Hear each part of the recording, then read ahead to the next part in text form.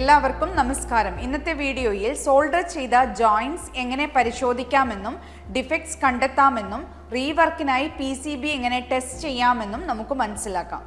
ഈ വീഡിയോയുടെ അവസാനത്തിൽ നിങ്ങൾക്ക് ഇനി പറയുന്നവ ചെയ്യാൻ കഴിയും. ഡിഫക്ട്സ് കണ്ടെത്തുന്നതിനായി സോൾഡർ ചെയ്ത ജോയിന്റ്സ് പരിശോധിക്കുക. സോൾഡർ ചെയ്ത ജോയിന്റ്സിലെ ഡിഫക്ട് ടൈപ്പ് കണ്ടെത്തുക. റീവർക്കിനായി കൊടുത്തിരിക്കുന്ന PCB പരീക്ഷിക്കുക. ഈ പ്രാക്ടിക്കൽ ചെയ്യുന്നതിന് ആവശ്യമായ ടൂളുകളും എക്യുപ്മെന്റുകളും നമുക്ക് ശേഖരിക്കാം. ട്രെയിനിയുടെ tool kit, magnifying lens, soldering iron set 25 watt 240 volt,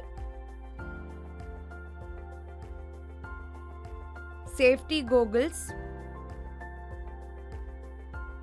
IPA solution, cleaning brush, cleaning തുണി, ഡീസോൾഡറിംഗ് പമ്പ്. സോൾഡർ ചെയ്ത ജോയിന്റുകളുടെ പരിശോധനയ്ക്കായി ഡിഫക്റ്റീവ് PCB ശേഖരിക്കുക. എന്തെങ്കിലും ഫിസിക്കൽ ഡാമേജ് അല്ലെങ്കിൽ ഡിഫക്റ്റ് ഉണ്ടോ എന്ന് ബോർഡിൽ വിഷ്വൽ പരിശോധന നടത്തുക. PCBയിലെ റെസിഡ്യൂസ് ഫ്ലക്സ് ഏരിയ തിരിച്ചറിയുക. IPA ലായനി ഉപയോഗിച്ച് സോൾഡർ ജോയിന്റിലെ റെസിഡ്യൂസ് ഫ്ലക്സ് ബ്രഷ് ഉപയോഗിച്ച് വൃത്തിയാക്കുക. ബ്രഷിൽ IPA സൊല്യൂഷൻ തളിക്കുകയോ ഫ്ലഷ് ചെയ്യുകയോ ചെയ്യുക. അത് വേണ്ടത്ര സാച്ചുറേറ്റഡ് ആണെന്നും ഡ്രിപ്പിംഗ് അല്ലെന്നും ഉറപ്പാക്കുക. അമിതമായ ഈർപ്പം ഇലക്ട്രിക്കൽ ഷോർട്ട്സിനോ സെൻസിറ്റീവ് കോമ്പോണന്റുകൾക്ക് കേടുപാടുകൾക്കോ കാരണമാകുമെന്നതിനാൽ വളരെയധികം സൊല്യൂഷൻ ഉപയോഗിക്കാതിരിക്കാൻ ശ്രദ്ധിക്കുക. IPA സൊല്യൂഷൻ കുതിർത്ത ബ്രഷ് ഉപയോഗിച്ച് സോൾഡർ ജോയിന്റുകളും ചുറ്റുമുള്ള പ്രദേശങ്ങളും സൗമ്യമായി സ്ക്രബ് ചെയ്യുക. ഫ്ലക്സ് റെസിഡ്യൂ ദൃശ്യമാകുന്ന ഇടങ്ങളിൽ ശ്രദ്ധ കേന്ദ്രീകരിക്കുക. സോൾഡർ ജോയിന്റുകൾക്കോ കോമ്പോണന്റുകൾക്കോ കേടുപാടുകൾ വരുത്താതെ റെസിഡ്യൂ ഫലപ്രദമായി നീക്കം ചെയ്യാൻ നേരിയ മർദ്ദം പ്രയോഗിക്കുക.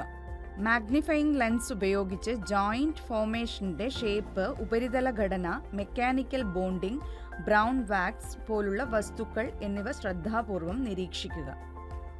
PCBയിൽ സാധാരണയായി സംഭവിക്കുന്ന വിവിധതരം സോൾഡറിംഗ് ജോയിന്റ് ഡിഫക്റ്റുകൾ എങ്ങനെ തിരിച്ചറിയാമെന്ന് നമുക്ക് ചർച്ച ചെയ്യാം. ഡ്രൈ ജോയിന്റ് അല്ലെങ്കിൽ cracked joint, incomplete solder coverage, irregular shape അല്ലെങ്കിൽ സോൾഡറിൽ ദൃശ്യമായ ക്രാക്കുകൾ എന്നിവ പോലുള്ള പുവർ സോൾഡറിംഗിന്റെ ലക്ഷണങ്ങൾ ഒരു മാഗ്നിഫയിങ് ലെൻസ് ഉപയോഗിച്ച് നോക്കുക. ഡ്രൈ ജോയിന്റ്സ് അല്ലെങ്കിൽ ക്രാക്ഡ് ജോയിന്റ്സ് മൂവ്മെന്റോ ഫ്ലക്സിങ്ങോ കാണിച്ചേക്കാം. ഇത് സോൾഡറും കോമ്പോണന്റ് ലെഡ് അല്ലെങ്കിൽ PCB പാഡും തമ്മിലുള്ള ശരിയായ അഡീഷൻ ഇല്ലായ്മയെ സൂചിപ്പിക്കുന്നു. ശരിയായി സോൾഡർ ചെയ്ത ജോയിന്റുകളുമായി താരതമ്യപ്പെടുത്തുമ്പോൾ ഡ്രൈ ജോയിന്റ്സ് അല്ലെങ്കിൽ ക്രാക്ഡ് ജോയിന്റ്സ് അൺഈവൻ അല്ലെങ്കിൽ ബംപി ആയി അനുഭവപ്പെടും. പുവർ സോൾഡർ ജോയിന്റ് അല്ലെങ്കിൽ ലിഫ്റ്റ് കോമ്പോണന്റ്, ഇൻസഫിഷ്യന്റ് സോൾഡർ ബ്രിഡ്ജുകൾ, അടുത്തുള്ള പാഡുകൾക്കിടയിലുള്ള ഷോർട്ട്സ്, സോൾഡർ ബോളുകൾ അല്ലെങ്കിൽ സോൾഡർ സ്പാറ്റർ തുടങ്ങിയ ഇറഗുലാരിറ്റീസ് ഉണ്ടോ എന്ന് നോക്കുക. കോമ്പോണന്റുകൾ അതത് പാഡുകളുമായി ശരിയായി വിന്യസിച്ചിട്ടുണ്ടോ എന്ന് പരിശോധിക്കുക. തെറ്റായി ക്രമീകരിച്ച കോമ്പോണന്റുകൾ പുവർ സോൾഡറിങ്ങിനെയോ ലിഫ്റ്റഡ് ലീഡുകളെയോ സൂചിപ്പിക്കുന്നു. ഒരു വശത്ത് ഉയർന്നതോ ചരിഞ്ഞതോ ആയി കാണപ്പെടുന്ന കോമ്പോണന്റുകൾ ഉണ്ടോ എന്ന് നോക്കുക. കോമ്പോണന്റ് പൂർണ്ണമായും PCBയിലേക്ക് സോൾഡർ ചെയ്തിട്ടില്ലെന്നോ ഒന്നോ അതിലധികമോ ലീഡുകൾ ലിഫ്റ്റ് ചെയ്തിരിക്കുന്നു എന്നോ ഇത് സൂചിപ്പിക്കുന്നു. ജോയിന്റുകളിലെ എക്സസ് സോൾഡർ ബ്ലോക്കുകൾ, സോൾഡർ ബ്രിഡ്ജുകൾ, അടുത്തുള്ള പാഡുകൾക്കിടയിലുള്ള ഷോർട്ട്സ് അല്ലെങ്കിൽ സോൾഡർ സ്പാറ്റർ പോലുള്ള അമിതമായ സോൾഡറിന്റെ ലക്ഷണങ്ങൾ നോക്കുക. സോൾഡർ നാഡികളുടെ ആകൃതിയും പ്രൊഫൈലും പരിശോധിക്കുക. അധിക സോൾഡർ ഇറഗുലർ ഷേപ്പോ ബൾജോ ഉണ്ടായേക്കാം, പ്രത്യേകിച്ചും ത്രൂ ഹോൾ കോമ്പോണന്റുകൾക്ക് ചുറ്റും. വെയ്റ്റിംഗ് ഡിഫക്ട്സ്, കോമ്പോണന്റ് ലീഡുകളിലോ PCB പാഡുകളിലോ സോൾഡറിന്റെ ഇൻകംപ്ലീറ്റ് കവറേജ് പോലുള്ള പുവർ വെയ്റ്റിംഗിന്റെ ലക്ഷണങ്ങൾ നോക്കുക.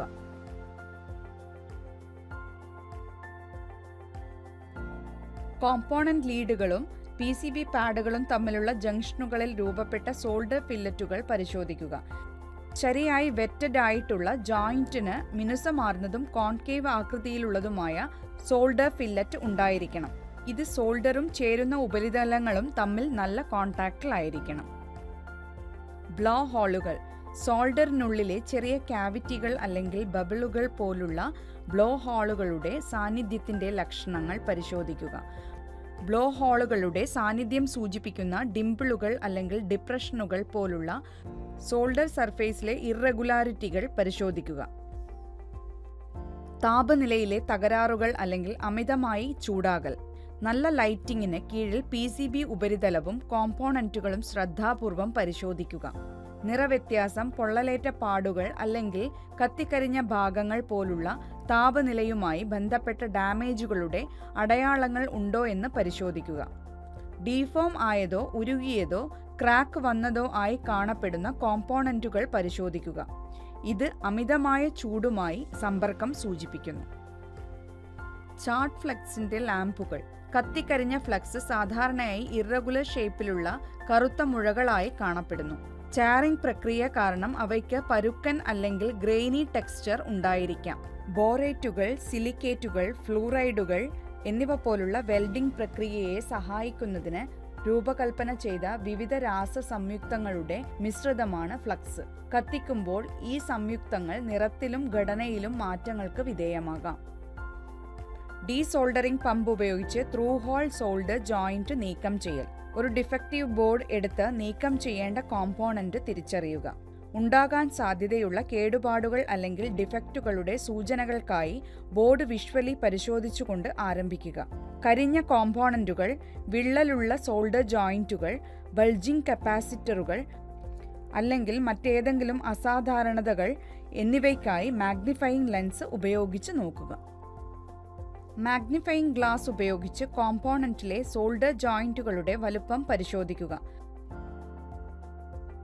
മാഗ്നിഫിക്കേഷന് കീഴിലുള്ള സോൾഡർ ജോയിന്റുകളുടെ വലുപ്പം ശ്രദ്ധാപൂർവം പരിശോധിക്കുക. അവയുടെ വീതിയും സ്ഥിരതയും ശ്രദ്ധിക്കുക. സോൾഡർ സന്ധികളുടെ വലുപ്പം കുറവാണെങ്കിൽ എക്സസ് സോൾഡർ ജോയിന്റ് രൂപപ്പെടുത്തുന്നതിന് അധിക സോൾഡർ ഉപയോഗിക്കുക. സോൾഡറിംഗ് അയൺ ഓണാക്കി അതിൻ്റെ പ്രവർത്തന താപനിലയിൽ എത്താൻ അനുവദിക്കുക. സോൾഡറിംഗ് അയൺ ചൂടാക്കി ശരിയായി ടിൻ ചെയ്തുകൊണ്ട് നിലവിലുള്ള ജോയിന്റുകളിൽ കൂടുതൽ സോൾഡർ ശ്രദ്ധാപൂർവം അപ്ലൈ ചെയ്യുക. സോൾഡർ വയർ ജോയിന്റിൽ സ്പർശിക്കുന്നതിനൊപ്പം സോൾഡറിംഗ് അയൺ ടിപ്പ് ഉപയോഗിച്ച് ഹീറ്റ് അപ്ലൈ ചെയ്യുക. സോൾഡർ ഫ്ലോ ചെയ്ത് മിനുസമുള്ളതും തിളങ്ങുന്നതുമായ ജോയിന്റ് രൂപപ്പെടുത്താനും അനുവദിക്കുക.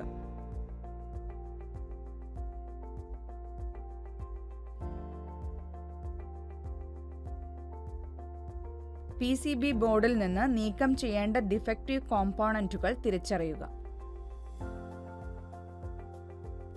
നിങ്ങൾ നീക്കം ചെയ്യാൻ ആഗ്രഹിക്കുന്ന കോമ്പോണന്റിന്റെ സോൾഡർ ജോയിന്റ് ചൂടാക്കാൻ ഒരു സോൾഡറിംഗ് അയൺ ഉപയോഗിക്കുക. സോൾഡറിംഗ് അയണിന്റെ അറ്റം ജോയിന്റിൽ പ്രയോഗിച്ച് സോൾഡർ ഉരുകുന്നതുവരെ ചൂടാകാൻ അനുവദിക്കുക.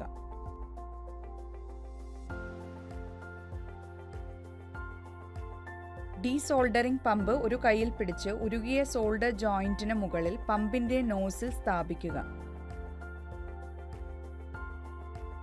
നോസിൽ ജോയിന്റിന് നേരിട്ട് മുകളിലാണെന്നും ബോർഡിനൊപ്പം ഒരു നല്ല മുദ്ര ഉണ്ടാക്കുന്നുവെന്നും ഉറപ്പാക്കുക. ഒരു വാക്വം സൃഷ്ടിക്കാൻ നിങ്ങളുടെ തള്ളവിരൽ ഉപയോഗിച്ച് ഡീസോൾഡറിംഗ് പമ്പിന്റെ പ്ലഞ്ചർ അല്ലെങ്കിൽ ട്രിഗർ അമർത്തുക. ഈ വാക്വം ഉരുകിയ സോൾഡറിനെ പമ്പിന്റെ ചാമ്പറിലേക്ക് വലിച്ചെടുക്കുകയും ജോയിന്റിൽ നിന്ന് നീക്കം ചെയ്യുകയും ചെയ്യും. ഒരു വാക്വം സൃഷ്ടിക്കാൻ നിങ്ങളുടെ തള്ളവിരൽ ഉപയോഗിച്ച് ഡീസോൾഡറിംഗ് പമ്പിന്റെ പ്ലഞ്ചർ അല്ലെങ്കിൽ ട്രിഗർ അമർത്തുക. ഈ വാക്വം ഉരുകിയ സോൾഡറിനെ പമ്പിന്റെ ചാമ്പറിലേക്ക് വലിച്ചെടുക്കുകയും ജോയിന്റിൽ നിന്ന് നീക്കം ചെയ്യുകയും ചെയ്യും.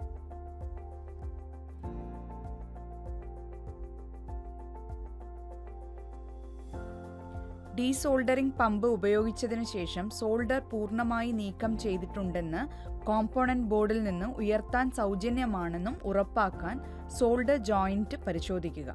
ആവശ്യമെങ്കിൽ എല്ലാ സോൾഡറുകളും നീക്കം ചെയ്യുന്നതുവരെ ഡീസോൾഡറിംഗ് പ്രക്രിയ ആവർത്തിക്കുക. സോൾഡർ നീക്കം ചെയ്തു കഴിഞ്ഞാൽ PCB ബോർഡിൽ നിന്ന് കോമ്പോണന്റ് ശ്രദ്ധാപൂർവം ലിഫ്റ്റ് ചെയ്യാൻ ട്വീസറുകൾ അല്ലെങ്കിൽ ഒരു ചെറിയ ടൂൾ ഉപയോഗിക്കുക. ഈ വീഡിയോയിൽ നമ്മൾ പഠിച്ച കാര്യങ്ങൾ ഇവയാണ്. ഏതെങ്കിലും തകരാറുകൾക്കായി സോൾഡർ ചെയ്ത ജോയിന്റ്സ് പരിശോധിക്കുക.